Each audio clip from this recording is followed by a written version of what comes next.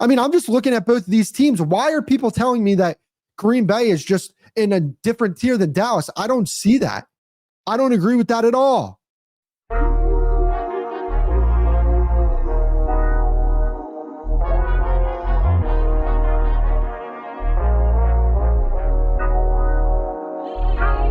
I believe that the Packers overpaid for Micah Parsons.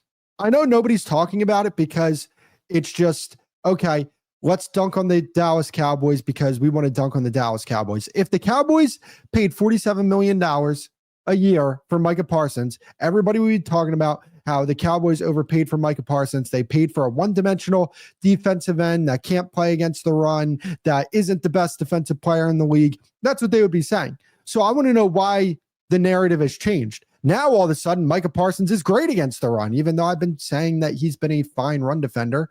Now I feel like the scales have went in a completely different way here, right? It used to be Micah Parsons overrated. Now it's, how could the Cowboys give up on a generational talent, man? So your hatred for the team blinds your opinion of it. Okay, I just want to know that, because when I hear people say that Dallas Cowboys fans are delusional, I will remember that you called Micah Parsons overrated, and then when they traded him, now all of a sudden he's a generational talent. I will remember that and hold people accountable for that narrative. But I mean, look, I love Micah Parsons. I think he's a fantastic football player. 2 first-round picks and Kenny Clark, along with $47 million a year. Guys, that's something that I don't think people should be looking past. $47 million a year is a lot of freaking money. That's money that you cannot use in free agency. That's money that you can't use to re-sign other players that you have on your football team. The Packers better win a Super Bowl in the next few years here. If the Packers don't win a Super Bowl with Micah Parsons on their team, this was absolutely a bad deal on their end. Because you're going to ask the question, what if they would have just stick to their guns, kept drafting guys, kept signing guys in free agency, kept re-signing their own guys? How would that team have looked?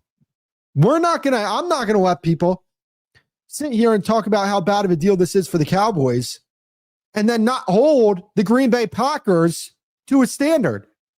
If their standard is Super Bowl, then that's the standard. So if they fall short, when they fall short, because when I look at this team, this team is not a top 4 team in the NFC.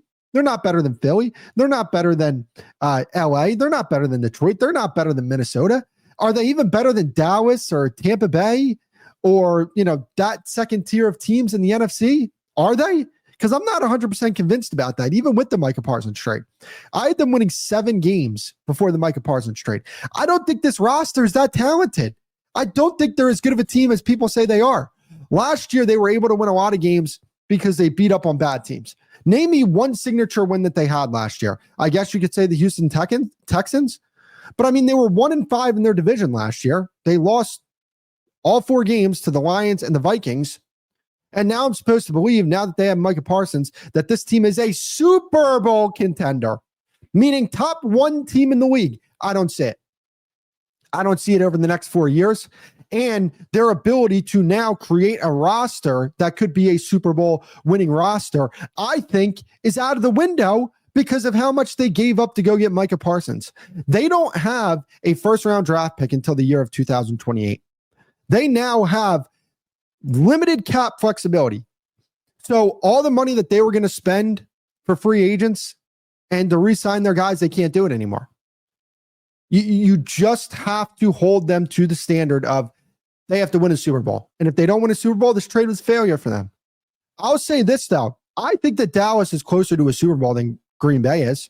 With this trade, now what Dallas can do is, instead of paying all that money to Micah Parsons, they have 4 first-round picks over the next 2 years. If they execute this properly, what they can do now is they can re-sign guys like they did yesterday, Deron Bland. They can re-sign Tyler Smith. They can re-sign George Pickens. They can spend in free agency. They have 4 first-round picks over the next 2 years that they can spend. If they want to really improve this defense, they can spend all 4 of those first-round picks on defense. And I think they'll have a better defense because of the fact that they're going to be able to retain a Deron Bland, the fact that they might not have to move off Trayvon Diggs at the end of the season because they have excess money to spend. The fact that they can bring in players through free agency. The fact that they have all the draft capital that they have and the young players on defense that could potentially step up for them. I mean, but when you look at the Green Bay Packers and the Dallas Cowboys, let's compare the rosters. Quarterback, I'm sorry, Jordan Love is not better than Dak Prescott.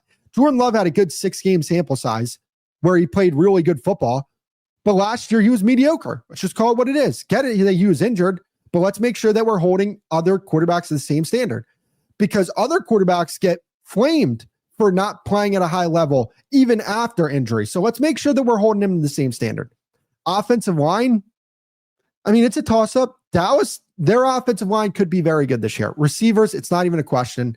When you look at the defensive line, I'll give it to the Packers because of the addition of Micah Parsons. But Dallas doesn't have a bad their defensive line's good. Linebackers, it's chalk. Secondary, it's Dallas. I mean, I'm just looking at both of these teams. Why are people telling me that Green Bay is just in a different tier than Dallas? I don't see that. I don't agree with that at all. If you want to say the coaching staff, fine, because Matt LaFleur is a fantastic coach, and that isn't something to look past. But don't try and sell me the fact that the Green Bay Packers have this roster that's far and away better than the Dallas Cowboys, because I just don't see that being the case. I don't think that that's accurate at all. I think that when you look at both of these rosters, I think Dallas is a better roster than Green Bay. That's my personal opinion. And obviously I don't want to look past the fact that I would say running back, no doubt about it, Green Bay is better. I just have to bring that up. But when I look at these two teams, I don't see much of a difference. And I do want to say something. David Mulugheta really screwed Micah Parsons in this. Jason Whitlock made a great point. Say what you want about Jason Whitlock. I take in opinions from everybody. Jason Whitlock made a great point here. Jerry Jones sent Micah Parsons to Green Bay. They don't have an ownership over there. That's not the structure of their organization. David Mulugheta put his client in a bad situation post-football. Yeah, he got him paid right now, and he got him paid handsomely. But when you take into account that the taxes for Wisconsin, state income-wise, are higher than Dallas's, Texas, because Texas doesn't have a state income tax, and you take into account the fact that Jerry Jones is the most powerful man in football. You can like him, you can hate him. This is just the truth of the matter. He is the most powerful man in football, even more powerful than Roger Goodell. And David Mulugheta made it a point to piss off Jerry Jones to the point where he said, Micah Parsons, you're out of here. Now, post-career, he doesn't have that relationship with Jerry Jones. That's valuable for players. That's extremely valuable. All because David Mulugheta wanted to be greedy. And yes, he got Micah Parsons signed and he got him a big contract. But understand part of the reason why that happened is because David Mulugheta was getting a cut of that thing. So yeah, he was going to be selfish. Yeah, he was going to get to the point where he was like, look, I'm getting us paid. But post-football, you now severed a relationship with the most powerful man in football. Is that the way he should have went about this? No. Micah Parsons should have handled this differently. David Mulugheta should have handled this differently. Jerry Jones should have handled this differently. But understand, David Mulugheta put his client in a bad position post-football. And Ryan Clark's not going to tell you that, by the way. These ESPN guys aren't going to tell you that because they're in bed with the agents. They're friends with the agents. These agents, understand this, because I do need to get to the next topic here. I'm sorry, Steph. Understand this, right? Agents are not in the best interest of your football team. My show, what I do right here is for the fans. This is not a sports business show that I run. This is for the fans. And if I'm being honest with you guys, which is what I'm always going to be,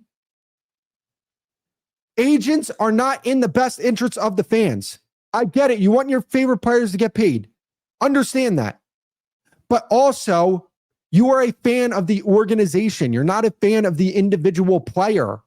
And these agents are trying to rob your favorite teams blind. That's what they're trying to do. So when I hear all this, David Mulugheta is so great. And all these agents are great. That's great. They are. I'm not saying they're not. But understand this, as a fan, agents are not in the best interest of your football team. They want to rob your football team. That's what they want. It is extremely weird, I think, now that people are starting to idolize agents. Weird.